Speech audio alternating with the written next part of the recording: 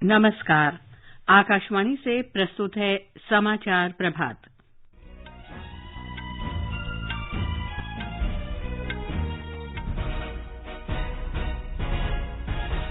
गृह मंत्री अमित शाह जम्मू कश्मीर के 3 दिन के दौरे पर राजौरी में आज एक जनसभा को संबोधित करेंगे। राष्ट्रपति द्रौपदी मुर्मू आज अहमदाबाद में शिक्षा और जनजातीय विकास से जुड़ी कई परियोजनाओं का शिलान्यास करेंगी। सूचना और प्रसारण मंत्रालय ने मीडिया को ऑनलाइन सट्टेबाजी प्लेटफॉर्म के विज्ञापन प्रकाशित नहीं करने की सलाह दी। भारतीय रेल ने 500 मेल एक्सप्रेस रेलगाड़ियों को सुपरफास्ट श्रेणी में बदला। केंद्रीय अन्वेषण ब्यूरो ने जेईई मुख्य परीक्षा सॉफ्टवेयर हैकिंग मामले में रूस के एक नागरिक को गिरफ्तार किया। भारतीय स्टेट बैंक ने मुफ्त सुविधाओं को लेकर चेतावनी दी, कहा इन पर बहुत ज्यादा वित्तीय लागत आती है। स्वीडन के आनुवांशिकी वैज्ञानिक स्वांते पाबो को मानव विकास पर शोध के लिए इस वर्ष का चिकित्सा विज्ञान नोबेल पुरस्कार। भारत और दक्षिण अफ्रीका के बीच तीसरा और अंतिम T20 क्रिकेट मैच आज शाम इंदौर में, और तेज गेंदबाज जसप्रीत बुमराह पीठ की चोट के कारण 16 अक्टूबर से शुरू हो रहे T20 क्रिकेट विश्व कप से बाहर।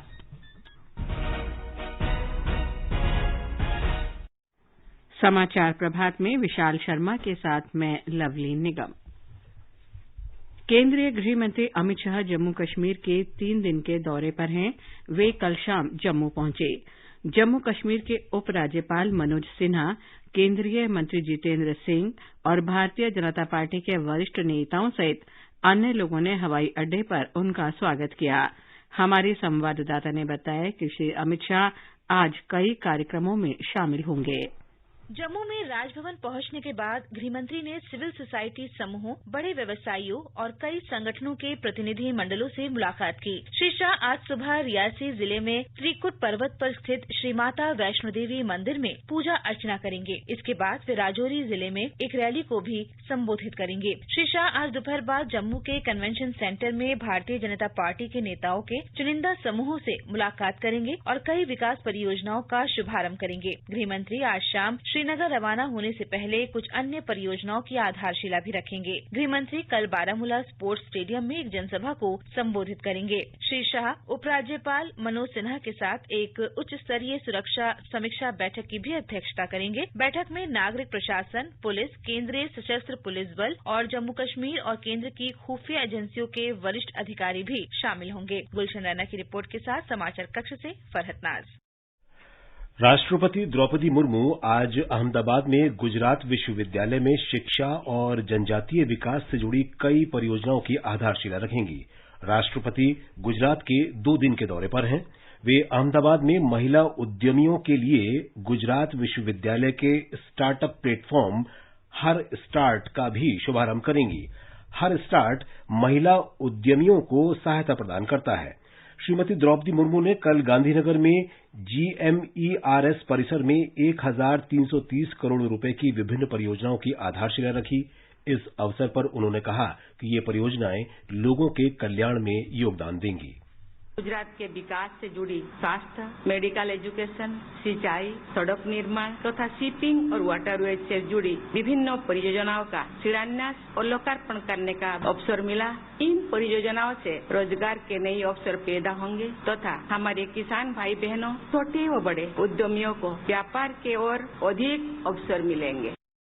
राष्ट्रपति ने प्राकृतिक खेती की उपयोगिता का उल्लेख करते हुए कहा कि गुजरात के किसान कृषि विकास के क्षेत्र में कई सफल प्रयोग करने में आगे रहे हैं।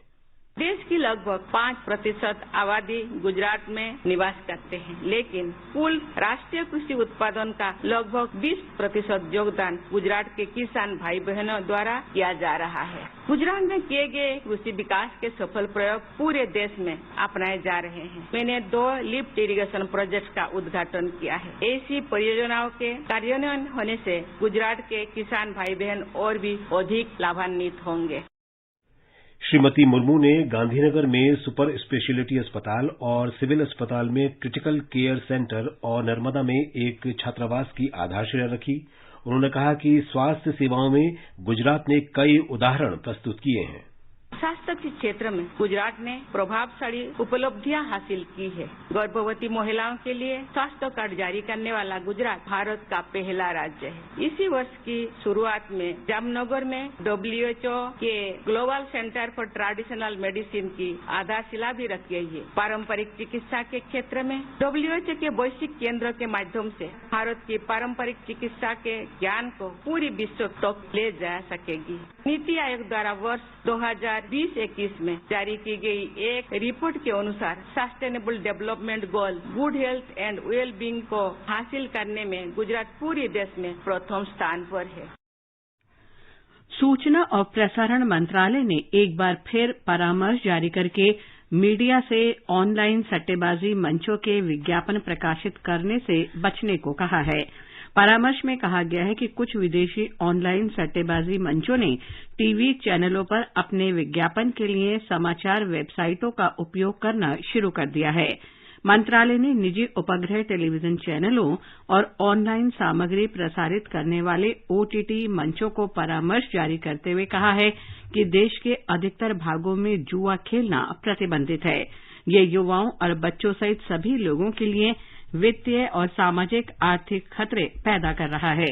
मंत्रालय ने कहा है कि सट्टेबाजी के मंचों से संबंधित विज्ञापन और उन्हें बढ़ावा देने वाली सामग्री को अब भी कई समाचार मंचों और OTT पर देखा जा रहा है।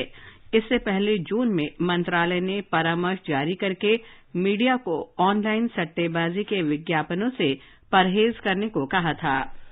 भारतीय रेल ने 500 मेल एक्सप्रेस रेलगाड़ियों को सुपरफास्ट गाड़ियों में बदल दिया है। इसके अलावा 65 जोड़ी रेलगाड़ियों को सुपरफास्ट श्रेणी में जोड़ा गया है। रेल मंत्रालय ने अपनी वेबसाइट पर रेलगाड़ियां एक नजर में नाम से जारी नई समय सारणी में ये जानकारी दी है। मंत्रालय ने बताया कि 84% मेल एक्सप्रेस रेलगाड़ियां समय पर चल रही हैं। प्रधानमंत्री नरेंद्र मोदी ने KSR बेंगलुरु रेलवे स्टेशन पर प्लास्टिक और प्लास्टिक बोतलों से कलाकृति के निर्माण के लिए दक्षिण पश्चिम रेलवे की सराहना की है। प्रधानमंत्री मोदी ने कहा कि इस तरह के प्रयास न केवल नवीनता के कारण सराहनीय हैं, बल्कि लोगों को अपने आसपास के माहौल और सार्वजनिक स्थानों को स्वच्छ रखने के लिए बुनियादी नागरिक कर्तव्य की याद भी दिलाते हैं। भारतीय स्टेट बैंक ने मुफ्त सुविधाओं की घोषणा के प्रति चेतावनी देते हुए कहा है कि भविष्य में इससे सरकारी खजाने पर बोझ पड़ सकता है। SBI ने कहा है कि कीमतों में बदलाव तथा संसाधनों के गलत तरीके से आवंटन के कारण अक्षमता पैदा हो सकती है। 3 राज्यों का उदाहरण देते हुए भारतीय स्टेट बैंक के मुख्य आर्थिक सलाहकार सौम्य कांति घोष ने कहा कि छत्तीसगढ़, झारखंड और राजस्थान में वार्षिक पेंशन देनदारी का बोझ अनुमानित तौर पर 3 लाख करोड़ रुपए है। आर्थिक रिपोर्ट में स्टेट बैंक ने सुझाव दिया है कि उच्चतम न्यायालय की समिति इस तरह की कल्याण योजनाओं को राज्य के सकल घरेलू उत्पाद के 1% या उनके अपने कर संग्रह के 1% तक सीमित कर सकती है। रिपोर्ट में बजट से अलग राज्यों के ऋणों पर भी उंगली उठाई गई है, जो उनकी अपनी संस्थाओं से लिए गए हैं और जिनकी गारंटी राज्यों ने दी है। इस तरह के ऋण इस वर्ष तक सकल घरेलू उत्पाद के 4.5 तक पहुंच गए हैं। रिपोर्ट में आगे कहा गया है कि मुफ्त सुविधाओं के साथ साथ यदि आकस्मिक खर्च के बोझ को जोड़ दिया जाए तो ये सभी राज्यों के सकल राज्य घरेलू उत्पाद के 10% तक हो सकता है। भारतीय प्रतिभूति और विनिमय बोर्ड सेबी ने निवेशकों को उन फर्जी संस्थाओं से सतर्क रहने को कहा है जो पोर्टफोलियो प्रबंधन सेवाएं प्रदान करने का दावा करते हैं। सेबी ने कहा है कि कुछ संस्थाएं सेबी में पंजीकृत मिलते जुलते नामों वाली संस्थाओं की नकल करके आम लोगों को छोटी रकम पर अधिक लाभ दिलाने के लिए गुमराह कर रही हैं। ऐसी संस्थाएं सोशल मीडिया के माध्यम से लोगों को लुभाने की कोशिश करती हैं। सेबी ने स्पष्ट किया है कि पंजीकृत संस्था निवेश पर किसी निश्चित लाभ की पेशकश नहीं कर सकती। सेबी ने आम लोगों से इस तरह की पोंजी योजनाओं से सावधान रहने के लिए कहा है। सेबी ने कहा है कि कोई भी पोर्टफोलियो प्रबंधक अपने ग्राहक से 50 लाख रुपए से कम रकम या प्रतिभूतियां स्वीकार नहीं कर सकता और प्रत्यक्ष या परोक्ष रूप से किसी निश्चित लाभ का आश्वासन नहीं दे सकता। इसलिए किसी भी योजना में पैसे लगाने से पहले पूरी तरह से जांच पड़ताल कर लें। सरकार ने कहा है कि आवश्यक वस्तुओं, विशेष रूप से खाद्य तेलों के मूल्य में पिछले वर्षों की तुलना में इस वर्ष सितंबर में कमी आई है। उपभोक्ता खाद्य सार्वजनिक वितरण मंत्रालय ने कहा है कि सरकार के प्रभावी उपायों से आवश्यक वस्तुओं के दामों में कमी आई है। मंत्रालय ने कहा है कि इस समय अंतर्राष्ट्रीय बाजार में खाद्य तेलों की कीमतों में कमी आ रही है। सरकार की लगातार निगरानी और खाद्य तेल उद्योग के साथ बातचीत में यह सुनिश्चित हुआ है कि अंतर्राष्ट्रीय बाजार में खाद्य तेलों की कीमतों में कमी का फायदा उपभोक्ताओं को दिया जा रहा है। ये समाचार आकाशवाणी से प्रसारित किए जा रहे हैं। डिजिटल बैंकिंग का है जमाना, टाइम है बचाना। डिजिटल बैंकिंग है आसान, करो चाहे कोई भुगतान, एनी टाइम एनीवेयर, सेफ है, फास्ट है, हर पेमेंट उंगलियों पे सेट है। लेन देन के हैं ऑप्शंस कई, IMPS, NEFT, UPI भी। 24 घंटे करते ये काम, पेमेंट आसान और रहे आराम। RBI कहता है जानकार बनिए, सतर्क रहिए।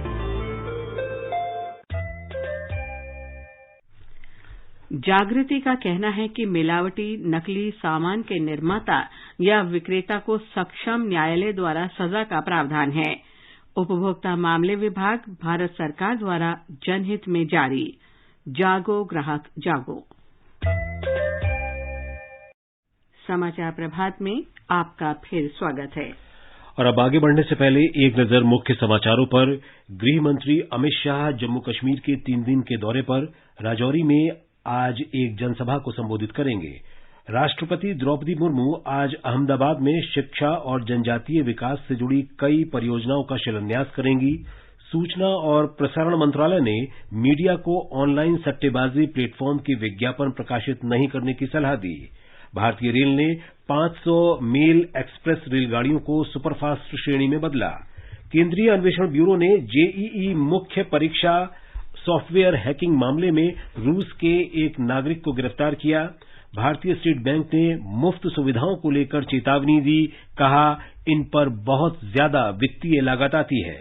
स्वीडन के आनुवांशिकी वैज्ञानिक स्वांते पाबो को मानव विकास पर शोध के लिए इस वर्ष का चिकित्सा विज्ञान नोबेल पुरस्कार।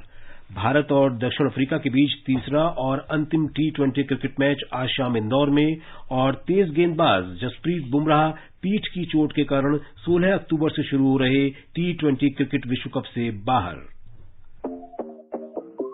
देश भर में धूम मचाए ज्ञान का ये उपहार, मोबाइल पे आजादी क्वेस्ट आया, आजादी का इतिहास। डाउनलोड कर रे आजादी क्वेस्ट, ये लो जीतो ढेरों इनाम, मौका पाए जुड़ने का रेडियो और डीडी के साथ। सिर्फ खेल नहीं उत्सव है, आजादी का अमृत महोत्सव है, आजादी का अमृत महोत्सव है। डाउनलोड करें आजादी क्वेस्ट ऐप और पाएं ढेरों इनाम।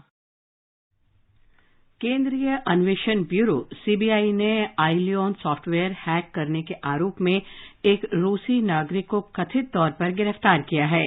इस प्लेटफॉर्म पर जेईई मुख्य परीक्षा 2021 आयोजित की गई थी। सीबीआई ने कहा है कि मिखाइल शार्गिन को इस परीक्षा में अनियमितताओं के आरोप के एक मामले में गिरफ्तार किया गया है। सीबीआई ने बताया कि शॉर्गिन ने सॉफ्टवेयर हैक करने की बात स्वीकार की है। शॉर्गिन को अलमाटी, कजाकिस्तान से आने के बाद दिल्ली के आईजीआई हवाई अड्डे पर आवर्जन ब्यूरो ने हिरासत में लिया। जांच के दौरान ये बात सामने आई थी कि कुछ विदेशी नागरिक जेईई समेत कई ऑनलाइन परीक्षाओं से छेड़छाड़ करने और अन्य आरोपियों के साथ मिलीभगत में शामिल थे। स्वास्थ्य और परिवार कल्याण मंत्री डॉक्टर मनसुख मांडविया ने तपेदिक उन्मूलन और गैर संचारी रोग के बारे में जागरूकता पैदा करने के लिए कल नई दिल्ली में एक साइकिल रैली में हिस्सा लिया। डॉक्टर मांडविया ने कहा कि सरकार देश को वर्ष 2025 तक तपेदिक मुक्त करने के लिए प्रतिबद्ध है। उन्होंने कहा कि प्रधानमंत्री तपेदिक मुक्त अभियान के अंतर्गत 9 लाख से अधिक तपेदिक मरीजों को गोद लिया गया है। मुझे खुशी है कि 9 लाख से अधिक टीबी पेशेंट को किसी ने व्यक्तिगत तौर पर, कई एनजीओ ने, कॉरपोरेट सेक्टर ने, हॉस्पिटल ने, सभी ने टीबी पेशेंट को गोद लेके एक बहुत अच्छी लोक भागीदारी साझी की है। मुझे विश्वास है कि प्रधानमंत्री जी ने जो कहा है कि 2025 अंत तक हमें देश को टीबी मुक्त करना है, इस तरह के कैंपेन से जन जागृति भी आती है और अवेयरनेस भी होती है। प्रधानमंत्री नरेंद्र मोदी कल हिमाचल प्रदेश जाएंगे। श्री मोदी राज्य में 3,650 करोड़ रुपए से अधिक की परियोजनाओं का उद्घाटन और शिलान्यास करेंगे। प्रधानमंत्री बिलासपुर में अखिल भारतीय आयुर्विज्ञान संस्थान एम्स का उद्घाटन भी करेंगे। प्रधानमंत्री कुल्लू दशहरा समारोह में भी शामिल होंगे। सुर्खियों में सवेरे कार्यक्रम में आइए सुनते हैं राष्ट्र फैशन और बदलाव के लिए खादी पर चर्चा। इसमें भाग ले रहे हैं खादी और दस्तकारी विशेषज्ञ डॉक्टर रजनीकांत द्विवेदी और आकाशवाणी संवाददाता कमल प्रजापति। बीते 8 सालों में खादी और हस्तशिल्प को प्रोत्साहन देने के लिए सरकार ने कई पहल की हैं। इसका एक उदाहरण खादी ग्रामोद्योग के प्रधानमंत्री रोजगार सृजन कार्यक्रम की प्रगति से मिलता है। वित्त वर्ष 2021-22 में आयोग ने 1,30,000 नई विनिर्माण और सेवा इकाइयों की स्थापना की और 8,25,000 से अधिक रोजगारों का सृजन किया। साल 2014-15 की तुलना में स्थापित इकाइयों की संख्या में 114% की बढ़ोतरी हुई है, जबकि रोजगार सृजन 131% बढ़ा है। इससे अंदाजा लगाया जा सकता है कि खादी के क्षेत्र में किस तरह प्रगति हो रही है। डॉक्टर रजनीकांत, प्रधानमंत्री अपने संबोधनों और मन की बात कार्यक्रम में खादी के इस्तेमाल को प्रोत्साहित करने पर जोर देते रहते हैं। प्रधानमंत्री की इस अपील से कैसे भारत में खादी के चलन को लोग अपना रहे हैं? प्रधानमंत्री जी बार बार यही कहते हैं कि लोकल से ग्लोबल, तो लोकल उत्पाद यहाँ के हैंडलूम है, हैंडीक्राफ्ट है, परंपरागत कृषि के उत्पाद हैं, हमारे फूड प्रोडक्ट हैं, हमारे कुजीन है, ये सारी चीजें हैं और ये भारत की पूरी दुनिया में मशहूर है। अब त्योहारों का समय शुरू हो गया, स्थानीय उत्पादों में फिर एक बार इजाफा होगा। हम तो कुम्हारों को देख करके और इतने उत्साहित हैं तो अलग अलग तरह की इनोवेशन करके वो लोग बर्तन को तैयार कर रहे हैं और अभी से के साथ दिवाली आने वाली है, तरह तरह के दिनों की तैयारी कर रहे हैं और हमें विश्वास है कि आने वाले समय में ये एक बार फिर से इस त्योहार के सीजन में ये नई ऊंचाई पहुंच जाए। खादी और हस्तशिल्प एक बहुत बड़े वर्ग के लिए आजीविका का साधन है और सरकार ने उनके व्यवसाय को समृद्ध करने के लिए खादी और हस्तकला के उत्पादों की बिक्री को बढ़ावा देने के लिए कई कदम उठाए हैं। इन उत्पादों की प्रामाणिकता और इनकी पहचान के लिए जीआई टैग की पहल की गई है। तो किस तरह देश में इस क्षेत्र से जुड़े लोगों को इसका लाभ मिलने में मदद मिल रही है? ये वाकई में गर्व का विषय है कि जिन क्राफ्ट में, जिन वीविंग के उत्पादों में, जिन एग्रीकल्चर के भी ऐसे उत्पादों में जो इतने उपेक्षित हो चुके थे, मतलब वो हाशिए पे चले गए थे, लोग काम छोड़ रहे थे। हमें कहने में कोई संकोच नहीं है कि 2014 के बाद से धीरे धीरे उसमें जो तेजी आनी शुरू हुई वो आज की तारीख में थोड़ा सा ब्रेक इस पे लगा कोविड के समय में, और वो चूंकि पूरे विश्व की महामारी की समस्या थी उसमें स्वाभाविक सी बात थी, उसमें भी थोड़े से शिल्पियों बुनकर निराश हुए। लेकिन मैं आपको बताऊं कि कोविड के खत्म होने के बाद ही जो बिक्री में तेजी आई है, ये सामान सप्लाई नहीं कर पा रहे। हम आपको बनारस का ही अगर उदाहरण देते हैं तो बनारस में स्थिति ये है कि हैंडलूम के उत्पादों के लिए तो ट्रेडर बुनकरों के दरवाजे तक पहुंच जा रहे हैं कि भाई आप हमारा सामान बनाओ, आप जो भी पैसा आपको चाहिए हम देने को तैयार हैं, लेकिन हमको हैंडलूम की प्योर की साड़ी चाहिए, प्योर सिल्क की साड़ी चाहिए। यही स्थिति गुलाबी मीना हो या स्टोन क्राफ्ट हो या मेटल रिपोजी हो या लकड़ी के खिलौने हो। और जीआई होने के बाद 32% से लेकर के और 65 से 70% तक बाजार जीआई उत्पादों का बढ़ा है। उत्तम चीजें, शुद्ध चीजें, सही चीजें ब्रांड के साथ, जीआई टैग के साथ बाजार आ रही हैं और सरकार इसमें क्यूआर कोड से लेकर के तमाम इस तरह के प्रयोग वो कर रही है। पैकेजिंग पे बहुत जोर दिया जा रहा है कि आने वाले समय में भारत के यह जो लोकल उत्पाद जीआई टैग के साथ पूरी दुनिया में पहुंचे और दुनिया में क्यूआर कोड के माध्यम से कहीं पर भी उसको स्कैन किया जा सके तो मालूम हो कि ये इस जगह का लोकल उत्पाद है, जो फ्रांस में, जो जर्मनी में, अमेरिका में, लैटिन अमेरिका में या खाड़ी के देशों में भरा हुआ है। एथेंटिसिटी की गारंटी, शुद्धता की गारंटी, और किसने बनाया है उसका नाम, उसकी स्टोरी, उसकी वीडियो फिल्म उस क्यूआर कोड के साथ में आएगी। यही लोकल से ग्लोबल है। डॉक्टर रजनीकांत, आप हमसे जुड़े, बहुत बहुत धन्यवाद। बहुत धन्यवाद आपका। स्वीडन के आनुवांशिकी वैज्ञानिक स्वांते पाबो ने शरीर और चिकित्सा विज्ञान के लिए इस वर्ष का नोबेल पुरस्कार जीता है। विलुप्त पूर्वजों से आधुनिक युग के मानव का विकास विषय पर उनके शोध को लेकर उन्हें इस पुरस्कार के लिए चुना गया है। पुरस्कार समिति ने कहा है कि स्वांते पावो के अध्ययन से पूर्वजों की तुलना में मानव की प्रतिरोधक प्रणाली और उनकी विलक्षणता के संबंध में खास जानकारियां मिलती हैं। 67 वर्षीय श्री पाबो के पिता स्यूने बर्गस्ट्रॉम ने भी 1982 में चिकित्सा शास्त्र का नोबेल पुरस्कार जीता था। भारत और दक्षिण अफ्रीका के बीच 3 T20 क्रिकेट मैचों की श्रृंखला का तीसरा और अंतिम मैच आज इंदौर में खेला जाएगा। मैच शाम 7 बजे शुरू होगा। गुवाहाटी में खेले गए दूसरे मैच में भारत ने दक्षिण अफ्रीका को 16 रन से हराकर श्रृंखला में 2-0 की अजय बढ़त बना ली है। तेज गेंदबाज जसप्रीत बुमराह पीठ की चोट के कारण 16 अक्टूबर से शुरू हो रहे 2020 विश्व कप से बाहर हो गए हैं। भारतीय क्रिकेट कंट्रोल बोर्ड ने पुष्टि की है कि मेडिकल टीम की गहन जांच और विशेषज्ञों के परामर्श के बाद बुमराह को टीम में शामिल नहीं करने का फैसला किया गया। बोर्ड ने कहा है कि जल्द ही बुमराह के स्थान पर किसी अन्य खिलाड़ी के नाम की घोषणा की जाएगी। भारत का सबसे बड़ा लोक सेवा प्रसारक आकाशवाणी समाचार आजाद भारत की बात आकाशवाणी के साथ श्रृंखला में स्वतंत्रता के 75 वर्ष पूरे होने का उत्सव मना रहा है। इस कार्यक्रम में आकाशवाणी के माध्यम से जीवन के विभिन्न क्षेत्रों में स्वतंत्रता के बाद भारत की विकास यात्रा के बारे में जानकारी प्रदान की जाती है। आज की कड़ी में हम आपके लिए लाए हैं विश्व को भारत का अनुपम उपहार, योग की कहानी।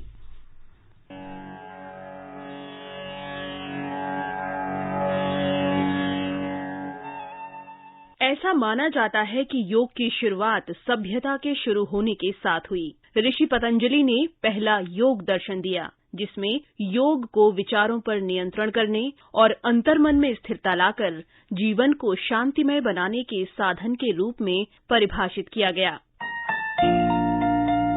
ये योग है, संयोग है, आरोग्य ही योग है। योग एक प्राचीन शारीरिक, मानसिक और आध्यात्मिक अभ्यास है जो भारत ने विश्व को दिया है। योग शरीर और चेतना को परिवेश और प्रकृति के साथ जोड़ता है। योगाचार्य BKS अयंगर ने कहा था कि योग आपके शरीर की प्रत्येक कोशिका के प्रति जागरूकता के साथ साथ ध्यान को भी आकर्षित करता है। उन्होंने कहा कि आसन आपके शरीर और मन को आपस में जोड़ते हैं, जिससे आप शारीरिक और मानसिक रूप से बेहतर स्थिति में पहुंचते हैं। ये संतुलन जब उच्च अवस्था में पहुंचता है तो व्यक्ति आध्यात्मिक हो जाता है। So yoga for me, as far as I understand, is to unite the body with the mind and taking body and mind together to be in par with the eternal evergreen state of this self. प्रधानमंत्री नरेंद्र मोदी की पहल पर संयुक्त राष्ट्र महासभा ने वर्ष 2014 में 21 जून को अंतर्राष्ट्रीय योग दिवस के रूप में घोषित करने का ऐतिहासिक निर्णय लिया। प्रधानमंत्री मोदी ने संयुक्त राष्ट्र महासभा में अपने पहले संबोधन के दौरान कहा कि योग हमारी प्राचीन परंपरा का एक अमूल्य उपहार है। योग हमारी पुरातन पारंपरिक अमूल्य देन है। invaluable contribution मन of our व शरीर, country, of our विचार tradition. व कर्म, योग, संयम our heart, our व body, उपलब्धि की, our ideology, एकात्मता का our actions, तथा मानव everything व is प्रकृति a के part beach of our country. सामंजस्य का And in order मूर्त to, रूप है। it's important that ये we have स्वास्थ्य a coordination व कल्याण का between all these. समग्र दृष्टिकोण And है। this is an important योग perspective. केवल व्यायाम भर न होकर yoga अपने should आप not be से just an exercise तथा for विश्व us, but व प्रकृति के साथ it should be तादात्म्य को प्राप्त करने का a means. माध्यम है। यूनेस्को द्वारा योग को विश्व अमूर्त सांस्कृतिक विरासत के रूप में शामिल करना इसके वैश्विक महत्व और संपूर्ण मानवता के लिए इसके लाभों पर प्रकाश डालता है। योग सर्वे भवन्तु सुखिनः सर्वे सन्तु निरामया का संदेश देता है, जिसका अर्थ है सभी के लिए सुखी और रोग मुक्त जीवन की कामना। विश्व भर के 170 से अधिक देशों के लोगों ने स्वस्थ रहने के लिए अपने जीवन में योग को अपनाया है। दुनिया भर में भारतीय मिशनों और केंद्रों ने विदेशों में योग के प्रति जागरूकता और उत्साह को और बढ़ाया है। प्रतिष्ठित वैश्विक स्थलों एफिल टावर से लेकर माउंट एवरेस्ट तक हजारों लोग योग के विशेष कार्यक्रमों में शामिल हुए हैं। योग शब्द स्वयं एकता का प्रतीक है और मानव जीवन के संपूर्ण दृष्टिकोण को दर्शाता है। विश्व आज संघर्षों, हिंसा, खराब स्वास्थ्य और दुर्भावनाओं से ग्रस्त है। आइए हम सामूहिक रूप से इस प्राचीन विज्ञान के असीम लाभों की खोज करें, जो भाईचारे और मैत्री के संदेश वसुदैव कुटुंबकम की भारतीय परंपरा को बढ़ावा देता है। समाचार कक्ष से जागृति शर्मा।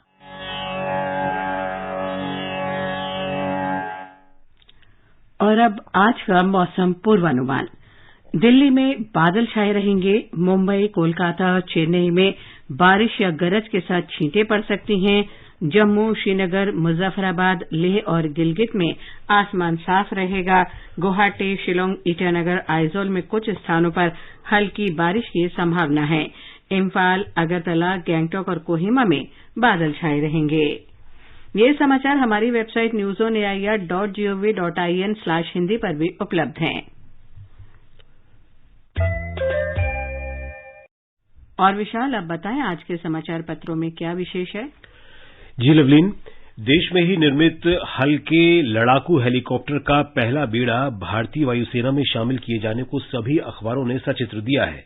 दैनिक जागरण की सुर्खी है, प्रचंड बना वायुसेना की ताकत।